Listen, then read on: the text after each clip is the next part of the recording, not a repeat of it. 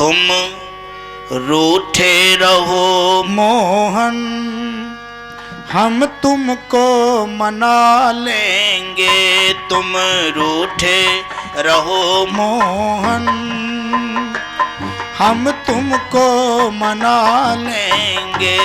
तुम रूठे रहो मोहन, हम तुमको मना लेंगे।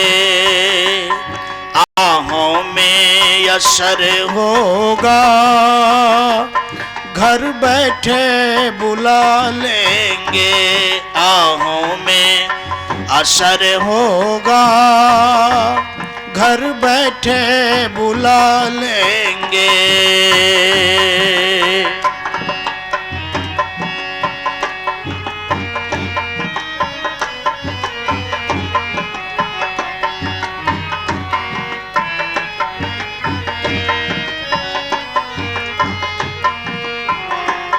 तुम रूठे रहो मोहन, हम तुमको मना लेंगे। आहों में असर होगा,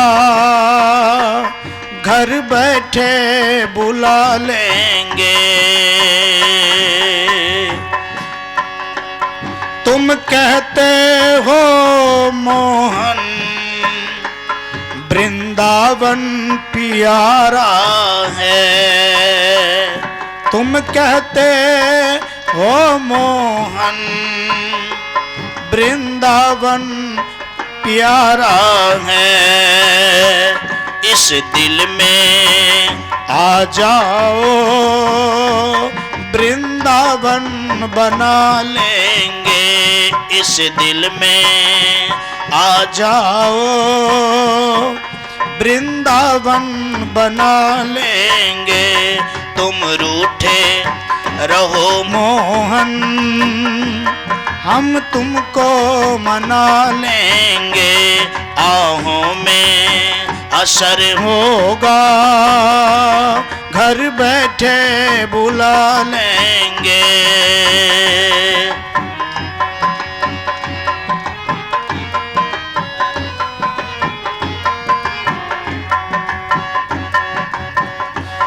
तुम कहते हो मोहन, हमें कहाँ बैठाओगे। तुम कहते हो मोहन, हमें कहाँ बैठाओगे। एक बार तो आ जाओ, पलकों में बैठा लेंगे। है हम तुम रूठे रहो मोहन, हम तुमको मना लेंगे। आहों में असर होगा, घर बैठे बुला लेंगे। आहों में असर होगा, घर बैठे बुला लेंगे।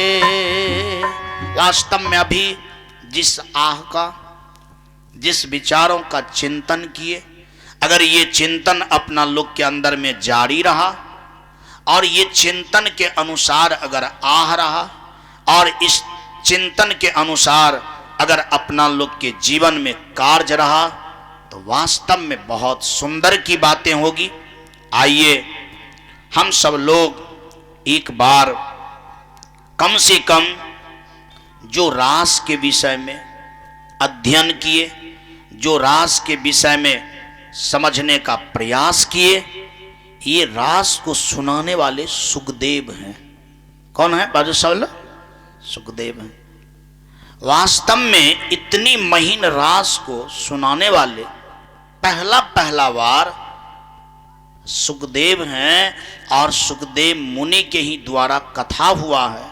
आखिर सुखदेव मुनि को ही इस कथा के लिए सबसे पहले क्यों चुना गया? प्रश्न है कि इस कथा को सबसे पहले सुखदेव मुनि के ही द्वारा क्यों चुना गया? इसका क्या कारण है? और ऐसे सुखदेव मुनि व्यास भगवान के ही पुत्र हुए। आखिर ऐसा क्यों? कोई तो कारण होगा।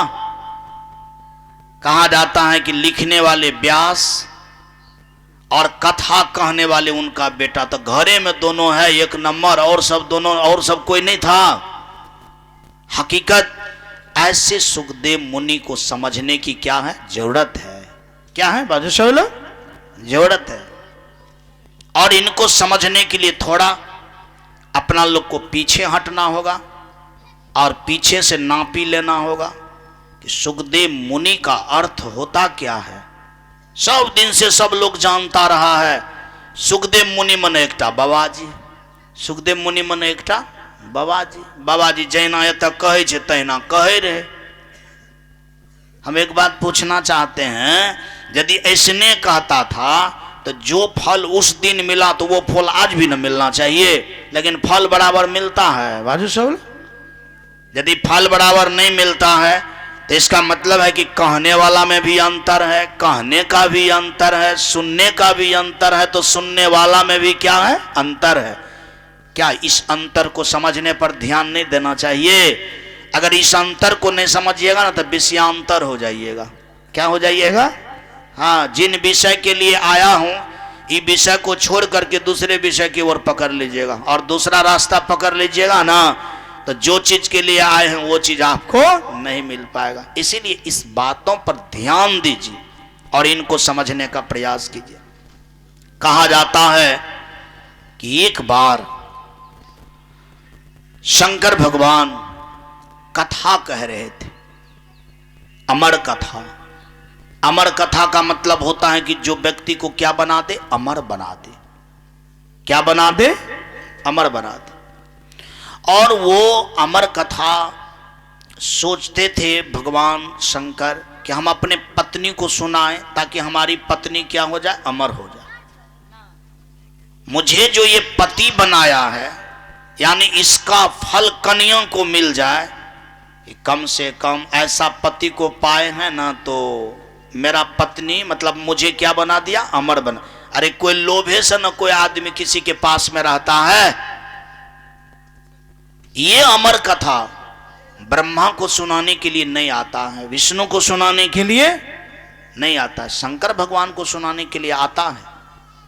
और ये अमर कथा सुनने का प्रयास जो करता है उसी को सुनाना चाहिए, बाद बाकी को नहीं सुनाना चाहिए। आप सब लोग सुनने का प्रयास कर रहे हैं, इसीलिए कथा आप लोग के लिए है। जो सुनने का प्रयास नहीं करेगा उनके लिए यह कथा नहीं है। आइए देखिए, शंकर भगवान जब सुनाना शुरू किया तो सोचा पार्वती का मन है सुनने का, अब किसी और का नहीं, इसीलिए सबको भगा दिया जाए। कहा गया कि जहां तक शंकर भगवान की आवाज जाता कथा का, वहां तक के सभी प्राणी को क्या किया गया, भगा दिया गया। लेकिन एक पेड़ के खोधल में एक सुगा का अंडा रह गया था। कथा जब शुरू हुआ तो उसी वक्त अंडा का समय हो गया, फूट गया, वो बच्चा निकल आया और वो भी कथा का आनंद लेने लगा। कहा जाता है कि कथा तो हुआ, पार्वती तो आधे कथा सुना, सब कथा नहीं सुन पाया, लेकिन सुगा के जो बच्चा था वो सब कथा सुन लिया। बाद में पता चला जब कथा अंत हो गया तब। अब सोचा कि जिनके लिए हम कथा कर रहे थे वो तो कथा नहीं सुन पाई, या भागनी, ये तो बोली थी कि हम कथा सुनेंगे, लेकिन इनको तो निंदे बलाए है। बहुत आदमी को नहीं देखता है कि कथा में आता है तो निंदे बलाए हो जाता है। वास्तव में निंदिया रानी जो है उनके कपार पर चढ़ जाता है, काम होने के लिए देवे नहीं करता। और निंदिया रानी बहुत को खराब किया, पार्वती को कथा से खराब कर दिया, और इसके बाद अर्जुन के कन्या को निंदिया रानी अपने बेटा को खराब कर दिया, 16 साल में मर गया। बोलिए प्रेम से वृंदावन बिहारी लाल की। निंद कोनो बढ़िया चीज नहीं है। सुनने वक्त ध्यान से सुनिए, नींद नहीं आवे, नहीं तो गड़बड़ी हो जाएगा। क्या हो जाएगा? दो ठो गड़बड़ी सुना है ना, निंदे के कारण ऐसा हुआ था। वास्तव में तो अमर हो नहीं पाई। सुगा के बच्चा पूरा सुन लिया, वो अमर हो गया। अब भगवान सोचे शंकर कि आज तक तो कथा पहला बार इसी को सुना रहे थे, ये भी नहीं सुन पाई और सुन लिया सुगा, तो ट्राई करते हैं कि मरबो करता है हमसे, हमसे नहीं मरेगा तो हम समझेंगे कि ठीक है इस कथा सक्सेस हो गया। कथा क्या हो गया? क्या हो गया? मतलब इस बहाने से वो अपना त्रिशूल जो है मतलब छोड़ दिया। क्या किया? छोड़ दिया। त्रिशूल जब छोड़ा तो वास्तव में त्रिशूल अगर छूट जाएगा तो शंकर भगवान के त्रिशूल छूट जाएगा। यदि मिथ्या हो तो देवता की तो बात निरर्थक हो गया, नहीं हो गया। सच में सुगा को लग गया। सुगा को क्या हो गया? लग गया।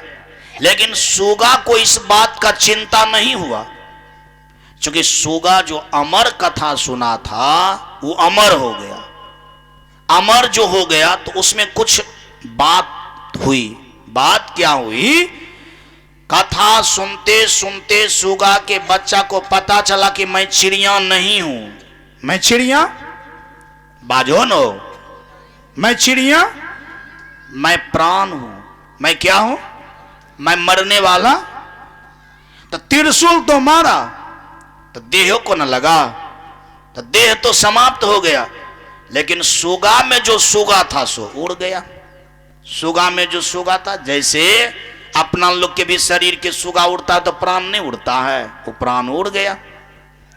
वो प्राण जो उड़ा तो प्राण को ऐसा नहीं लगा कि मैं मरा हूं, उसको लगा कि जो मही नहीं था वो छूट गया।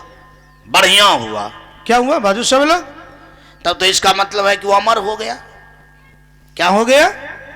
अरे उसको था रहता कि हम चिड़िया हूं, और तब यदि इस तरह की दशा होता तब को तो उसको लगता कि मैं मर गई। क्या हो गई? लेकिन वो तो जान ली थी कि मैं चिड़िया नहीं हूं। मैं क्या हूं? मैं क्या हूं? आत्मा हूं, प्राण हूं और मैं अमर हूं। इसीलिए जो उड़ा पूर्ण उड़ा, कुछ तो छूटा नहीं। और जो छूटा तो बढ़िया हुआ। जो छूटा सो बढ़िया हुआ। कहा वो सुगा उड़ करके जा करके व्यास भगवान के कन्या के मुंह में घुस गया। बात समझ में आ रही है? याद रहे, मां के गर्भ में अगर बच्चा पलता है तो आखिर किसी न किसी तरह से तो आत्मा प्रवेश करता है उसमें। और मुंह शब्द है कि जिस होकर के आत्मा प्रवेश करता है, आत्मा का मुंह वही है। बोलना पड़ेगा, बोलिए प्रेम से वृंदावन बिहारी लाल की। बात समझ में आई? लेकिन घोषा तो देह तो पाया। उस सुगा क्या किया? देह तो पाया, लेकिन देह भी पा करके उसको ज्ञान है कि मैं देह नहीं हूं। बात समझ में आ रही है? वो ज्ञान उनको मां के पेट में भी है। उनके मतलब मां के पेट में भी है कि मैं देह नहीं हूं, मैं क्या हूं? अमर हूं, मैं आत्मा हूं। तब तो इसका मतलब है कि देह में चला गया, सुगा सुगे रह गया। नहीं समझ लो? अरे आपके भी अंदर में सुगा है, लेकिन आप तो भूल गए कि मैं सुगा हूं। आप तो भूल गए और भूल करके कहने लगे कि मैं रामचंद्र यादव हूं, मैं श्री बेचन प्रसाद यादव हूं, मैं श्री रमेश प्रसाद यादव हूं। आप तो इस बात को भूल गए। लेकिन सुगा जो था ये बात को मां के पेट में भी नहीं भूला। देह को पा लिया, लेकिन सुगवा को ज्ञाने है कि हम सुगा हूं, मतलब मैं हंस हूं, मैं प्राण हूं।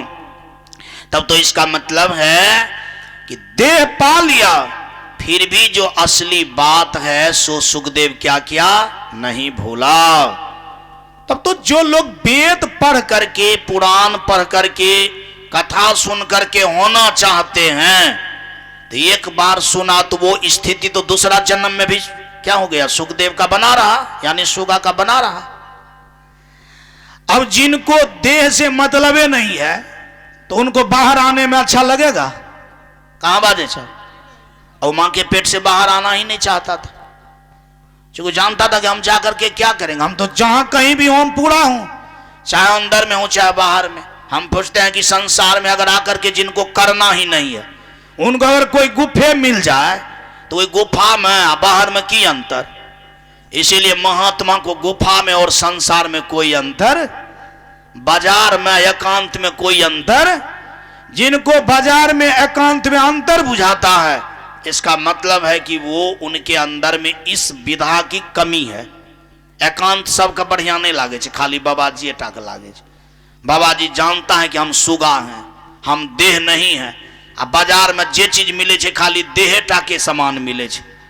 प्राण का सामान मिलता है बाजार में? कहां बाजे चको, बाजार वगैरह में प्राण का सामान मिलता है, खाली देह का सामान मिलता है। आ बाबा जी को पता है कि हम प्राण छे, हमर सामान बाजार में छिते नहीं छे। वो बाजार जेते कथी ला बाजे छे, कथी जेते?